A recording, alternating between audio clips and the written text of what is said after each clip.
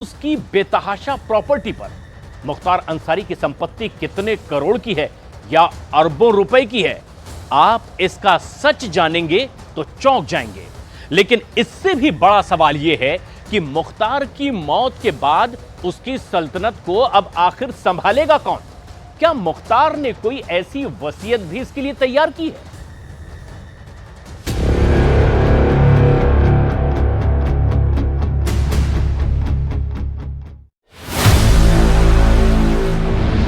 मुख्तार अंसारी की heart attack, दिल का दौरा पड़ने की वजह से मौत हो गई है।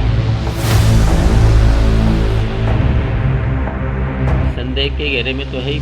स्वाभाविक मौत नहीं, संयोजित हत्या। मुख्तार अंसारी की मौत को सीधे सीधे हत्या बताया है, जिसकी जांच की मांग अब मुख्तार अंसारी के बेटे के जरिए की जा रही है। मुख्तार अंसारी के शव की पोस्टमार्टम रिपोर्ट में मुख्तार की मौत हृदय गति रुकने से ही हुई है। मुख्तार को दफन कर दिया गया। बड़े मजमे, बड़े जमघट, बड़े जुलूस के साथ निकला मुख्तार का जनाजा। मुख्तार का अंत हो गया, लेकिन क्या उसकी सल्तनत का भी अंत हो चुका है? अलग अलग जरियों से मिली रिपोर्ट के मुताबिक मुख्तार अंसारी के खानदान के पास करीब 15,000 करोड़ की बेनामी संपत्ति है। अगर यह सच है तो मुख्तार की इस 15,000 करोड़ की सल्तनत का आगे क्या होगा? कौन इसका मालिक होगा? कौन इतनी बड़ी जायदाद को संभालेगा? मुख्तार का बड़ा बेटा अब्बास अंसारी जेल में है। मुख्तार का छोटा बेटा उमर अंसारी आचार संहिता के उल्लंघन के मामले में जमानत पर है। मुख्तार की पत्नी अफशा पर 11 केस हैं, वो फरार है। इनके अलावा मुख्तार अंसारी के भाई सिबगतुल्ला अंसारी हैं और अफजाल अंसारी हैं। सिबगतुल्ला पूर्व विधायक हैं, जबकि अफजाल अभी गाजीपुर से सांसद हैं। इन तीनों सीटों में पूर्वांचल के माफिया मुख्तार अंसारी की पूरी कहानी सिमटी हुई है। ये वही मुख्तार अंसारी था जो 400 गाड़ियों के काफिले पर चलता था, लेकिन जब अंत हुआ तो गाजीपुर में 4 कंधों पर कब्रिस्तान पहुंचा। मुख्तार का खौफ, रुतबा और दबंगई उसके साथ कब्र में दफन हो गई। लगातार 26 साल तक पूर्वांचल में गदर मचाने वाले मुख्तार अंसारी पर वैसे तो 61 से ज्यादा आपराधिक मामले थे और इसी वजह से वो साल 2005 से मरते दम तक जेल में कैद रहा। ये वही मुख्तार अंसारी था जिसकी मूंछों का ताव देखकर शासन और प्रशासन में मौजूद अधिकारियों के पसीने छूट जाते थे। आज उसकी मैयत पर जब बेटा उमर अंसारी पहुंचा तो उसकी मूंछों को वैसे ही ताव देने लगा। देखिए, इस परिवार से हमारे बहुत अच्छे रिश्ते थे और ये परिवार शायद आज़ादी की लड़ाई में भी इस परिवार का बहुत बड़ा योगदान था। तो देखिए, इनकी मौत संदेह के घेरे में है। तो देखिए, न्यायालय को इसमें स्वयं रुचि लेना चाहिए। अगर जेल में किसी की मृत्यु होती है तो उसकी जिम्मेदारी प्रशासनिक अधिकारी, जेल से लेकर के सरकार से लेकर सबकी जिम्मेदारी है। वो कोई दयालु सज्जन नहीं थे, वो एक डॉन माफिया का टैग था। ऐसी बहुत सारी घटनाएं जो कईयों की हत्या से लेकर उग्राही तक से लेकर बहुत गंभीर मामलों में उनको जेल हुई थी और जेल में उनकी मृत्यु हुई है हार्ट अटैक से, मेडिकल रिपोर्ट कहती है। किसी ने न्यायिक जांच मांगी तो उसमें न्यायिक जांच मिलने में भी कोई गुनाह नहीं है, वो भी हो जाए।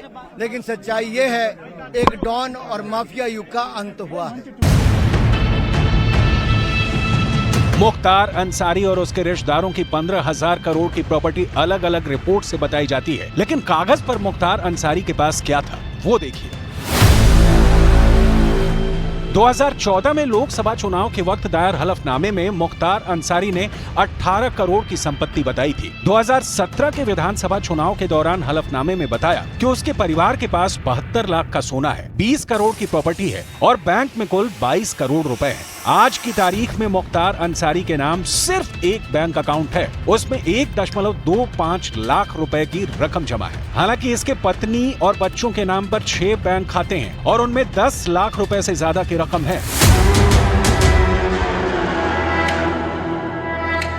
लेकिन दूसरा सच ये है कि मुख्तार अंसारी और उसके गैंग के सदस्यों पर अब तक 155 एफआईआर दर्ज हुई, 600 करोड़ की संपत्ति जब्त हुई, जबकि 2100 करोड़ से ज्यादा का अवैध कारोबार बंद किया जा चुका है। किसी ने कहा है कि कफन में जेब नहीं होती, इंसान अकेला आता है और अकेला ही वापस जाता है। मुख्तार भी ये जानता था। हालांकि उसकी प्रॉपर्टी बहुत से जिलों में फैली हुई है, कई बेनामी संपत्ति हैं, कई रिश्तेदारों और दूसरे लोगों के नाम पर बनाई गई हैं। किसी पर कब्जा हुआ, किसी को जबरदस्ती औने पौने दामों में खरीद लिया गया। उत्तर प्रदेश में मुख्तार की 650 करोड़ की संपत्ति जब्त हो चुकी है या फिर ध्वस्त कर दी गई है। साल 2020 में गाजीपुर में मुख्तार का गजल होटल ढहा दिया गया। यह गाजीपुर में मुख्तार के ऑफिस की तरह था। इसके बाद मऊ के गाजीपुर तिराहे पर मुख्तार की आलीशान बिल्डिंग भी गिरा दी गई। अब वहां खंडहर बचा है। 2021 में मऊ में भीटी चौराहे पर मुख्तार के खास माने जाने वाले उमेश सिंह की 3 मंजिला बिल्डिंग पर भी बुलडोजर चला। 2022 में मऊ सदर से जीते मुख्तार के बेटे अब्बास अंसारी का घर भी ढहा दिया गया। 4 साल के अंदर मुख्तार की 650 करोड़ की प्रॉपर्टी पर सरकार कार्रवाई कर चुकी है। इसमें 291 करोड़ की संपत्ति जब्त की गई, जबकि 285 करोड़ की प्रॉपर्टी पर बुलडोजर चला। बाकी प्रॉपर्टी पर अलग अलग लेवल पर कार्रवाई चल रही है। सिर्फ मऊ में ही मुख्तार की 200 करोड़ की संपत्ति पर बुलडोजर चला है। पुलिस और ईडी अब भी गाजीपुर, मऊ, वाराणसी, लखनऊ के अलावा पूर्वांचल के कई जिलों में मुख्तार की प्रॉपर्टी तलाश कर रही है। अभी 2 दिन पहले गाजीपुर के लोकसभा के member of parliament Afzal Ansari साहब को मुख्तार अंसारी ने बताया था कि उनकी किसी भी वक्त हत्या हो सकती है, क्योंकि उनको कुछ अहम मामलों में पेशी होना है जिसमें कुछ लोग मुल्जिम साबित होने हैं। हम मांग करेंगे कि इस पूरे प्रकरण की एक निष्पक्ष तरीके से जांच कराया जाना चाहिए कि आखिर उनकी सेहत के मामले में उनकी जो ये मौत हुई है उसका सच क्या है। बाबा की आशीर्वाद है। जय आज मैं हमेशा बाबा के दरबार में न्याय के लिए करती थी, आज न्याय मिला है हमको।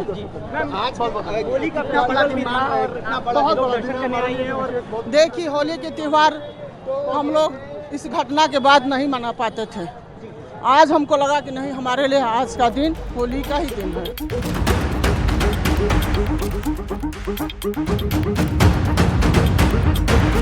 1990 के दशक में मुख्तार अंसारी जब राजनीति में आया तो उसके पास Maruti Gypsy, Tata Safari, Ford Endeavour, Pajero Sport, Audi, BMW जैसी गाड़ियों का शानदार कलेक्शन था। उसके पास एक बुलेट मोटरसाइकिल, एक एम्बेसडर कार और एक जीप भी थी। उसकी ज्यादातर गाड़ियों का नंबर 786 हुआ करता था। ऐसे में सवाल है कि बैंक खातों में कुछ लाख रुपयों का होना क्या बताता है, क्योंकि आज भी मुख्तार का परिवार महंगी महंगी गाड़ियों से चलता है।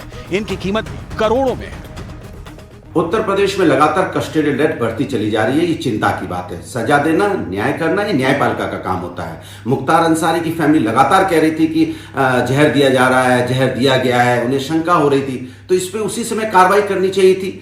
आखिर उस पर कार्रवाई क्यों नहीं हुई, ये एक सवाल उठता है। दूसरा सवाल उठता है कि कोई भी अगर न्यायिक हिरासत में है तो उसको सुरक्षित रखने की जिम्मेदारी भी सरकार की होती है, क्योंकि सजा तो और न्याय तो न्यायपालिका देगा। उसकी स्थिति बहुत अच्छी नहीं रही है। ऐसी स्थिति में इस प्रकार का आरोप लगाना कि उसे जहर दे दिया गया है या उसे मार दिया गया है, मैं समझता हूं कि ये सर्वथा निर्मूल है और इसे खंडन किया जाना चाहिए। मुख्तार अंसारी एक क्रिमिनल था, एक डॉन था, एक माफिया था और उसकी मौत पर कोई बहुत ज्यादा विचार नहीं करने की आवश्यकता है। उसकी एक नेचुरल मौत हुई होगी। मुख्तार अंसारी की मौत हार्ट अटैक से हुई, ये पोस्टमार्टम रिपोर्ट में बताया गया है। जब जनाजा काली बारा कब्रिस्तान पहुंचा तो वहां भारी सुरक्षा लगाई गई थी। धारा 144 भी लगी थी और इस दौरान मुख्तार अंसारी के भाई अफजाल अंसारी और प्रशासनिक अधिकारियों के बीच बहस शुरू हो गई। फातिहा हो चुका है, क्योंकि भीड़ भाड़ बहुत ज्यादा थी। ओवर क्राउड हो जाने की वजह से कुछ मुश्किलें आई, लेकिन धीरे धीरे सब कुछ खैरियत से हो गया। जो समर्थक आए थे उनको क्या अपील करेंगे? कुछ नहीं, वो सब मट्टी आज दे लें, कल दे लें, जब चाहे आके फातिहा पढ़ लें। मजार पे मट्टी डालने और फातिहा पढ़ने से कौन सी रोक है, लेकिन एक बार एक साथ जाके हुल्लड़बाजी ये मुनासिब नहीं है। समर्थकों से क्या अपील करेंगे जो उनके जो आए थे काफी बड़ी संख्या में, उनसे क्या अपील करते हैं, किस तरह की अपील करते हैं? शांति व्यवस्था बनाकर रखें और जिन लोगों ने हुड़दंग करने का प्रयास किया है। सभी की वीडियोग्राफी हुई है। ऐसे लोगों को चिन्हित किया जाएगा जिनके द्वारा आचार संहिता का उल्लंघन करके किसी तरह की नारेबाजी की गई है, उनके विरुद्ध कार्रवाई की जाएगी। बाकी सब शांतिपूर्ण हो गया। 5 बार विधायक बना, 65 से ज्यादा आपराधिक मामले दर्ज हुए, जेल के अंदर रहते हुए भी जमकर पैसा कमाया और रुतबा बढ़ाया, और फिर एक केस ने उसकी जमीन कमजोर करनी शुरू कर दी। मुख्तार का ग्राफ तब गिरने लगा जब 2005 में बीजेपी विधायक कृष्णानंद राय की हत्या हुई। मुख्तार अंसारी पर हत्या का आरोप लगा। उस वक्त भी वो जेल में बंद था, लेकिन मुख्तार को इस हत्याकांड का मास्टरमाइंड माना गया और तब से ये केस जारी है। माफिया सरगना मुख्तार अंसारी का बांदा जेल में मृत्यु हो चुकी है।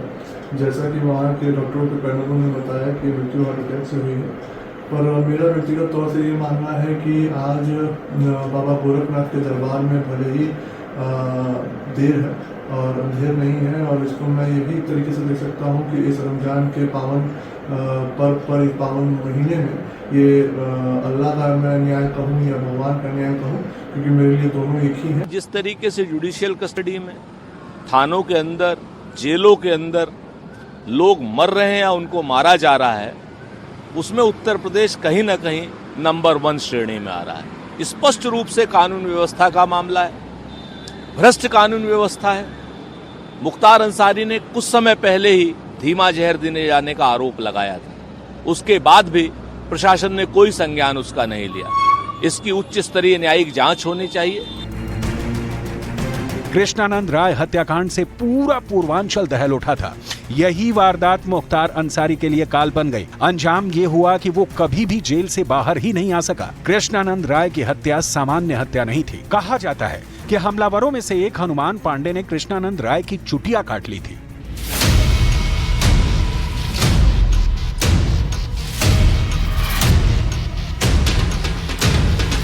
अस्सी के दशक से दबंगई की शुरुआत करने वाले मुख्तार अंसारी ने 90 के दशक में अपनी धमक ऐसी दिखाई कि वो पूर्वांचल की राजनीति को नचाने लगा। लेकिन अगले 2 दशकों में उसकी सल्तनत धीरे धीरे कमजोर होने लगी। सवाल है कि अगर मुख्तार का राज 15,000 करोड़ का है तो उसका अगला वारिस कौन होगा? दूसरा सवाल ये कि क्या मुख्तार के अंत के बाद उसकी क्राइम कुंडली का विस्तार होगा, क्योंकि अरबों की बेनामी संपत्ति संभालने वाला कोई तो होगा, या फिर मुख्तार अंसारी की मौत के बाद सब कुछ खत्म हो जाएगा?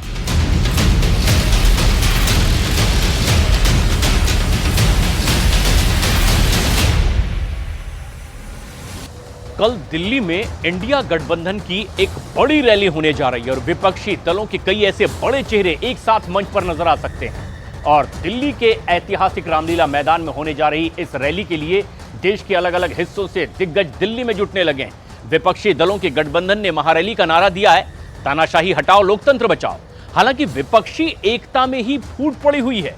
महाराष्ट्र और बिहार में तो गठबंधन में सीट शेयरिंग पर बवाल थमने का नाम नहीं ले रहा, और इसीलिए सवाल खड़े हो रहे हैं कि आखिर कैसे कामयाब हो पाएगी दिल्ली में विपक्ष की ये रैली।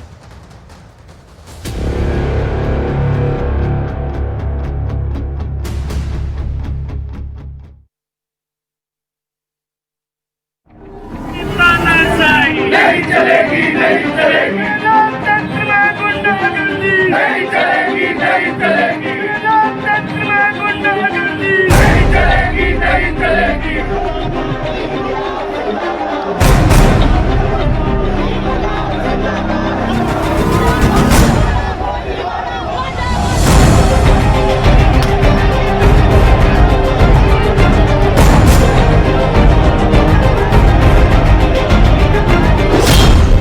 दिल्ली में इंडिया का शक्ति प्रदर्शन।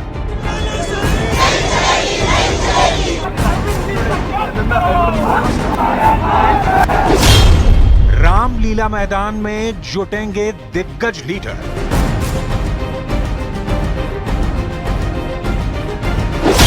महारैली की शर्त कैसे निभाएगा इंडिया गठबंधन?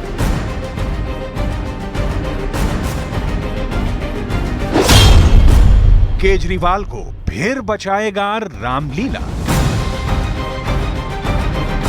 31 मार्च 2024 के दंगल का सुपर संडे साबित होगा। विपक्ष के दिग्गज दिल्ली में जुटने लगे हैं। झारखंड से, कश्मीर से, महाराष्ट्र से, बंगाल से, पंजाब से नेता दिल्ली में डेरा डाल रहे हैं। क्योंकि 31 मार्च को रामलीला मैदान में मोदी के खिलाफ इंडिया गठबंधन मोर्चा खोलने जा रहा है। मोदी लहर के खिलाफ इंडिया गठबंधन के 13 दल कमर कस चुके हैं। नरेंद्र मोदी को टक्कर देने के लिए विपक्षी गठबंधन दिल्ली में जुटने जा रहा है। दिल्ली के उसी रामलीला ग्राउंड में विपक्ष की महारैली होनी है। वो रामलीला मैदान जिससे एक बड़ा आंदोलन शुरू हुआ, आंदोलन के बाद आम आदमी पार्टी उससे निकली और अब उसी मैदान में उस आंदोलन की एक तरीके से लीड करने वाले अरविंद केजरीवाल जब दिल्ली के मुख्यमंत्री बने तो फिलहाल वो ईडी की गिरफ्त में है, कस्टडी में है और ऐसे में अब इसी रामलीला मैदान में एक बड़ी महारैली आम आदमी पार्टी के साथ साथ जो महागठबंधन की तमाम पार्टियां हैं, इंडिया गठबंधन जिसको हम कहते हैं, वो एक बड़ी महारैली यहाँ पर होने जा रही है। तो एक तरीके से करीब 20,000 से ज्यादा लोगों को यहाँ पर इकट्ठा करने की कवायद इंडिया गठबंधन की रहेगी। तो देश भर के इंडिया गठबंधन के तमाम 13 से 14 दलों के बड़े शीर्ष नेता इंडिया गठबंधन के बैनर तले यहाँ पर रामलीला मैदान में इकट्ठे होंगे। जो मैदान इस देश की राजनीति के ऐतिहासिक पलों का गवाह रहा, उस रामलीला मैदान को विपक्ष ने मोदी के खिलाफ चुनौती देने के लिए क्यों चुना है, इसे बताएं। इससे पहले जान लीजिए कि विपक्ष को पहले इस महारैली के आयोजन में बड़ी अड़चन आ रही थी, लेकिन अब दिल्ली पुलिस और चुनाव आयोग की तरफ से इजाजत मिल चुकी है, मगर कुछ शर्तों के साथ। दिल्ली पुलिस ने इंडिया गठबंधन की महारैली को लेकर एक एनओसी जारी की है, जिसके अनुसार इस रैली में 20,000 लोगों को जुटाने की ही अनुमति है। रामलीला मैदान में होने जा रही ये रैली 31 मार्च की सुबह 9:30 बजे शुरू होगी और दोपहर 2 बजे तक चलेगी। इस रैली के लिए आम आदमी पार्टी युद्ध स्तर पर काम कर रही है। आम आदमी पार्टी के नेता घर घर जाकर दिल्ली के लोगों को इस रैली में आने के लिए न्योता दे रहे हैं। विपक्ष का दावा है कि लाखों लोग रामलीला मैदान में हुंकार भरेंगे, जबकि रैली की शर्तें तय हैं। रामलीला मैदान में महारैली के जरिए इंडिया गठबंधन की कोशिश लोकसभा चुनाव प्रचार में अपनी मौजूदगी दर्ज कराने की है। साथ ही एक कोशिश ये भी है कि बीजेपी को एक संदेश दिया जाए कि आने वाले लोकसभा चुनाव में सभी विपक्षी दलों को एक बैनर तले लाकर कड़ी टक्कर दी जाएगी, जिसके लिए 31 मार्च को दिल्ली के रामलीला मैदान में होने जा रही रैली में इंडिया गठबंधन के कई दिग्गज नेता शामिल होने वाले हैं।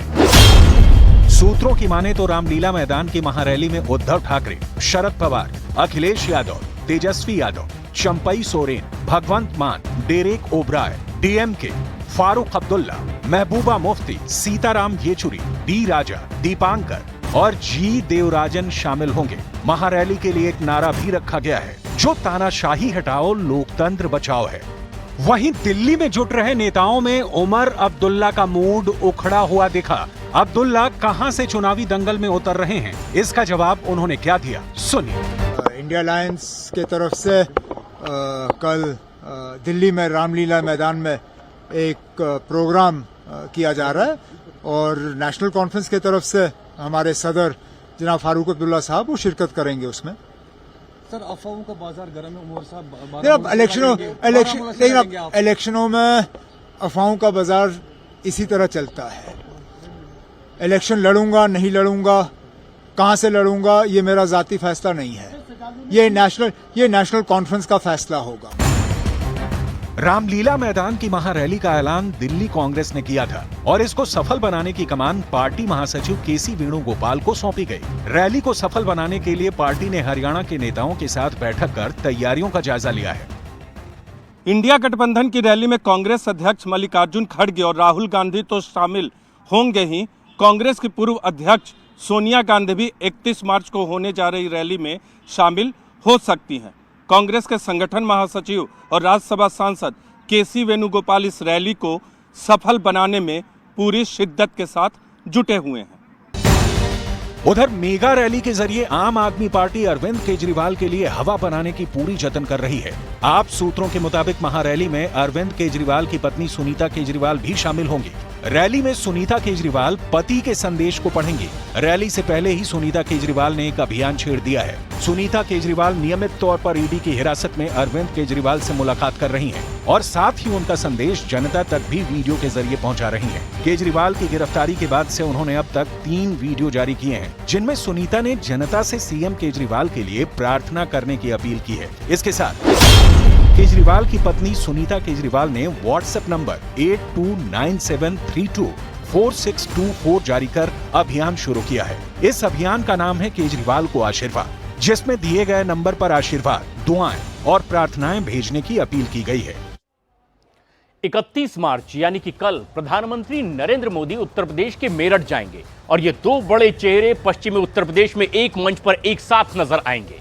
2024 के चुनाव प्रचार की सबसे बड़ी शुरुआत करेंगे यहां से और पश्चिमी उत्तर प्रदेश के इस दौरे पर 10-20 नहीं बल्कि 28 लोकसभा की सीटें साधने की कोशिश करेंगे और इस बार सबकी नजर है जाट और मुस्लिम वोटों पर। देखिए पश्चिमी उत्तर प्रदेश की न्यूज़ 18 इंडिया की एक ग्राउंड रिपोर्ट।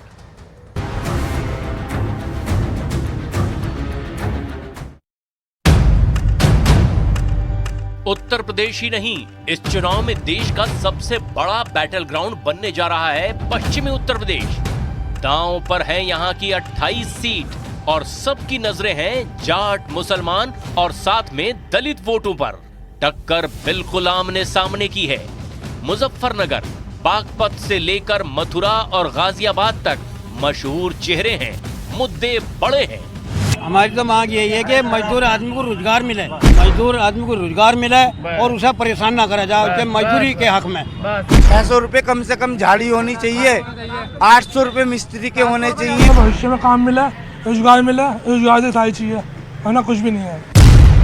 पश्चिमी उत्तर प्रदेश में एक तरफ नरेंद्र मोदी और जयंत चौधरी है तो दूसरी तरफ अखिलेश यादव और राहुल गांधी। ये दो गठबंधन है यानी एनडीए और इंडिया गठबंधन। इन दोनों अलायंस के बीच सबसे बड़ा मुकाबला बताया जा रहा है। पहले 2 चरणों में ही यहां की 28 सीटों में से 16 पर वोटिंग होनी है। जिस गठबंधन की यहां शुरुआत धमाकेदार रहेगी उसकी धार उत्तर प्रदेश की सभी 80 सीटों पर देखने को मिलेगी। पश्चिमी उत्तर प्रदेश की नब्ज टटोलने के लिए ग्राउंड रिपोर्ट की जरूरत है और मेरठ से बेहतर कौन सा शहर हो सकता है जो पूरे पश्चिमी उत्तर प्रदेश का मूड बता सके। प्रधानमंत्री नरेंद्र मोदी भी 31 मार्च से चुनाव प्रचार का आगाज मेरठ से ही करने जा रहे हैं। मेरठ राजनीतिक संदेश के हिसाब से अहम सीट मानी जाती है। 2 दशकों से मेरठ बीजेपी का गढ़ बना हुआ है। पश्चिमी उत्तर प्रदेश की राजनीति का प्रमुख केंद्र मेरठ। 2014 में और 2019 में बीजेपी ने अपने चुनाव प्रचार अभियान की शुरुआत यहीं से की थी। पीएम मोदी ने यहीं पर अपनी जनसभा की थी, जिसके बाद बीजेपी को चुनाव दर चुनाव यानी कि 2014 और 2019 में ऐतिहासिक सफलता मिलती गई है और मेरठ से ही जो नीति, जो चुनावी जो एजेंडा तय होता है वह पूरे पश्चिमी उत्तर प्रदेश की 1 दर्जन से भी ज्यादा सीट यहां का चुनाव प्रचार अभियान प्रभावित करता है। मेरठ से दिल्ली क्या मैसेज जा रहा है, मेरठ से पूरे यूपी और देश में क्या संदेश जा रहा है, बीजेपी इस बात पर जोर देना चाहती है। यही वजह है कि 2014 और 2019 के लोकसभा चुनाव की तरह ही 2024 के कैंपेन की शुरुआत पश्चिमी यूपी और खास तौर पर मेरठ में प्रधानमंत्री नरेंद्र मोदी की रैली से की जा रही है। हमेशा से ही गढ़ रही मेरठ सीट इस बार भी पीएम मोदी यहां पर रैली कर रहे हैं और जिसके बाद वह पश्चिमी उत्तर प्रदेश का किला जो भेदने की जो रणनीति है, जो एजेंडा है, वह अपने कार्यकर्ताओं में जोश बनेंगे और जीत का मंत्र देंगे प्रधानमंत्री। मेरठ से बीजेपी ने रामानंद सागर के सीरियल रामायण में भगवान राम का किरदार निभाने वाले अरुण गोविल को उम्मीदवार बनाया है। मेरा और कोई मकसद यहाँ नहीं है, मैं सिर्फ यहाँ सेवा करने आया हूँ क्योंकि मेरी जन्मस्थली है। मैं पढ़ा यहाँ, बड़ा मैं यहाँ पर हुआ, तो जो एक अपनी मिट्टी से जो लगाव होता है वो मेरा लगाव है यहाँ। तो मैं उस मिट्टी के लिए, यहाँ के भाई और बहनों के लिए मैं कुछ कर सका तो मैं अपने आप को बहुत सौभाग्यशाली समझूंगा। अरुण गोविल को मेरठ से टिकट मिलने का मतलब है कि मेरठ से जीत की हैट्रिक लगाने वाले राजेंद्र अग्रवाल का टिकट कट गया। ये हमेशा नेतृत्व का अपना एक उनका निर्णय होता है और मैं इस बात को मैं कहता भी हूँ और इस बात को मैं समझता भी हूँ कि हमारा जो नज़रिया है, हमारी जो दृष्टि है वो कई बार स्थानीय स्तर की होती है, वो सीमित होती है। हम मेरठ की सोच पाते हैं, लेकिन हमारा जो प्रदेश का नेतृत्व है, केंद्र का नेतृत्व है, उसके सामने पूरा प्रदेश, पूरा देश होता है। अनेक प्रकार के समीकरण होते हैं, अनेक प्रकार की रणनीतियाँ होती हैं, तो अनेक प्रकार की अन्य बातें भी होती हैं, तो उसमें से निर्णय होते हैं। देखिए, अगर पोजीशन इतनी ठीक होती भारतीय जनता पार्टी की और इतना अच्छा होता तो कैंडिडेट बदला नहीं जाता और बाहर से कैंडिडेट नहीं लाया जाता। आप खुद अंदाज़ा लगाइए कि भारतीय जनता पार्टी जहाँ इतना ज़ोर शोर से प्रचार कर रही है, इतनी कंफ्यूज क्यों हैं कि पॉलिटिकल आदमियों की जगह जो है वो सेलिब्रिटीज़ को और धार्मिक करने वालों को, धार्मिक प्रचार करने वाले लोगों को उतारा जा रहा। क्यों आखिर इतना कन्फ्यूज़न किस बात से? आपने काम नहीं करे क्या? आपको अपने काम पे भरोसा नहीं है क्या? एक सच ये भी है कि 2019 के लोकसभा चुनाव में मेरठ लोकसभा क्षेत्र में बहुत तगड़ा मुकाबला हुआ था। राजेंद्र अग्रवाल की जीत का अंतर 5000 वोट से भी कम था। अब उनकी जगह टीवी वाले राम अरुण गोविल को मेरठ का टिकट मिला और बीजेपी ने प्रचार की पिच भी राम मंदिर के इर्द गिर्द मजबूत कर ली है। पश्चिमी उत्तर प्रदेश के दौरे पर मुख्यमंत्री योगी आदित्यनाथ भी राम का जिक्र कर रहे हैं। होली के गाने सुनते थे, होली खेले रघुवीरा अवध में, ये गाना तो हम सुनते बहुत थे, लेकिन अवध में जब जाते थे तो रघुवीर के दर्शन होते ही नहीं थे, रामलला के दर्शन ही नहीं होते थे, नहीं होते थे। पहली बार 500 वर्षों के बाद अयोध्या में रामलला ने होली की। सवाल है कि पश्चिमी उत्तर प्रदेश किन किन मुद्दों पर वोट डालेगा? क्या राम मंदिर ही सबसे बड़ा मुद्दा होगा? रैपिड रेल से मेरठ और दिल्ली की दूरी कम होने जा रही है। अव्वल दर्जे का ट्रांसपोर्ट सिस्टम इस शहर को देश की राजधानी से और करीब ले आएगा, इसमें कोई शक नहीं है। लेकिन मुद्दा कारोबार का भी है, क्योंकि ये शहर कारोबारियों का रहा है। नहीं है, आगे वो में काम था, बढ़िया काम निकले और बढ़िया काम किया। जो भी सरकार बना गया वो काम निकाले, टेंडर निकाले, ऑर्डर निकाले हमारे लिए भी। लॉकडाउन के बाद से काम बहुत हल्का हुआ है। वैसा लॉकडाउन के बाद से बहुत फर्क पड़ा है काम पर। अब काम उठ नहीं पाया, पहले जैसा काम नहीं है, बहुत हल्का हुआ है काम। पश्चिमी यूपी की 16 सीटों पर पहले 2 चरणों में वोट होंगे। इनमें मेरठ समेत 8 लोकसभा सीटों की ईवीएम 26 अप्रैल की शाम को लॉक हो जाएगी। अमरोहा, बागपत, बुलंदशहर, गाजियाबाद, मथुरा और अलीगढ़ बहुत से समीकरण हैं जो इस चुनाव को दिलचस्प बना रहे हैं। और आइए अब सीटों का ये गणित यहां पर समझते हैं। पश्चिमी उत्तर प्रदेश में लोकसभा की 28 सीटें यहां पर आती है। ये आंकड़े मेरे पीछे जो हैं गौर से देख लीजिए। इस इलाके में जाट और मुस्लिम के साथ दलित वोट निर्णायक माना जाता है। साथ ही पश्चिमी यूपी का जिक्र यहां पर किया जा रहा है। 26% मुसलमान यहां पर वोटर्स हैं, साथ ही जाट 20% है और दलित वोटर्स का जिक्र करें तो ये 25% से ज्यादा है। 2019 का भी जिक्र कर लेना जरूरी हो जाता है। ये आंकड़े आपके सामने हैं, जहां लोकसभा चुनाव में यहां बीजेपी ने 19 सीटें यहां पर जीती थी। 4 सीटें जो हैं वो समाजवादी पार्टी के खाते में आई थी, जबकि बीएसपी को देखिए 5 सीटें यहां पर हासिल हुई। और अब बीजेपी चाहेगी कि वो 2014 वाला प्रदर्शन दोबारा से दोहराए, जब उसने पश्चिमी उत्तर प्रदेश की 28 सीटों में से 24 सीटें सीधे सीधे अपने नाम कर ली थी। पश्चिमी उत्तर प्रदेश में जाटों के मोहल्ले में क्या माहौल है, इसी माहौल को समझने की जरूरत है। यह है मेरठ बागपत सीमा का रोहटा गांव। यहां पर आरएलडी और बीजेपी के कार्यकर्ता एक साथ बैठे हैं। जब से पूर्व प्रधानमंत्री चौधरी चरण सिंह को भारत रत्न दिए जाने का ऐलान हुआ, न सिर्फ राष्ट्रीय लोकदल बीजेपी के करीब पहुंची, बल्कि जमीन पर उनके समर्थक भी बीजेपी के साथ आ चुके हैं। ये जो गठबंधन हुआ है सर, तो क्या लगता है कहीं न कहीं जाटों के हित को साधने के लिए हुआ है या पश्चिमी उत्तर प्रदेश में एक नई ताकत को देने के लिए हुआ है? पश्चिमी उत्तर प्रदेश में एक नई ताकत को देने के लिए हुआ है। कैसे?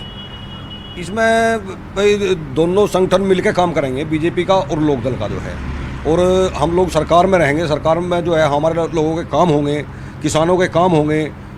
हमारी आवाज़ जो है दिल्ली में बैठ के हमारे जो सांसद बनेंगे वे हमारी आवाज़ उठाएंगे। ये इसीलिए गठबंधन बना, इसीलिए जो है बड़ा। पश्चिमी उत्तर प्रदेश की सड़कें, यहाँ की गलियां, यहाँ के मोहल्ले, यहाँ की चौपाल। ग्राउंड रिपोर्ट के दौरान जितनी गहराई में जाओ, बातें और भी ज्यादा पता चलती है। सबसे ज्यादा चर्चा बागपत, मेरठ, मुजफ्फरनगर की सीटों की हो रही है। बीजेपी जानती है कि जाटों का वोट कितना अहम है और अब तो आरएलडी भी साथ है। मुजफ्फरनगर में योगी आदित्यनाथ ने राम मंदिर का जिक्र किया, तो शामली में राम मंदिर के साथ चौधरी चरण सिंह की भी बात की। अयोध्या में प्रभु रामलला का भव्य मंदिर का निर्माण और आजादी के उन सभी बंदों का सम्मान किस रूप में हुआ है। आजादी के अमृत महोत्सव वर्ष में हर घर तिरंगा के माध्यम से हम सब ने उस आयोजन के साथ जुड़ करके देखा है। बंदूक केवल यहीं तक सीमित नहीं है। अभी हाल ही में किसानों के मसीहा चौधरी चरण सिंह जी को भारत का सर्वोच्च नागरिक सम्मान भारत रत्न प्राप्त हुआ है। ये विरासत का सम्मान है। चौधरी साहब किसानों के मसीहा थे। मेरठ डिवीजन में ही 14 लोकसभा सीट आती है। 2014 में लोकसभा चुनाव में बीजेपी ने इस डिवीजन की 14 सीट जीती थी। 2019 में बीजेपी 14 में से 7 ही सीट जीत पाई थी। जैसे ये रास्ता मेरठ की ओर जा रहा है और आगे पश्चिमी उत्तर प्रदेश की ओर, उसी तरीके से उत्तर प्रदेश की राजनीति में भी यह बात सर्वमान्य है कि जिसने मेरठ जीत लिया उसने पश्चिमी उत्तर प्रदेश का किला फतेह कर लिया। और अगर ऐसा हो जाता है तो उत्तर प्रदेश में उस राजनीतिक पार्टी की राह बहुत ज्यादा आसान हो जाएगी और अपने विरोधियों को वो चारों खाने चित कर देगी। 2024 में बीजेपी इसी नुकसान की भरपाई करना चाहती है और जाटों का वोट इसमें सबसे अहम रहने वाला है। यही वजह है बीजेपी ने आरएलडी के साथ गठबंधन किया। मेरठ में प्रधानमंत्री का आना इसीलिए अहम हो जाता है क्योंकि मेरठ यूपी में उन 20 क्लस्टरों में से एक है जहां बीजेपी ने प्रधानमंत्री की रैली का प्लान तैयार किया।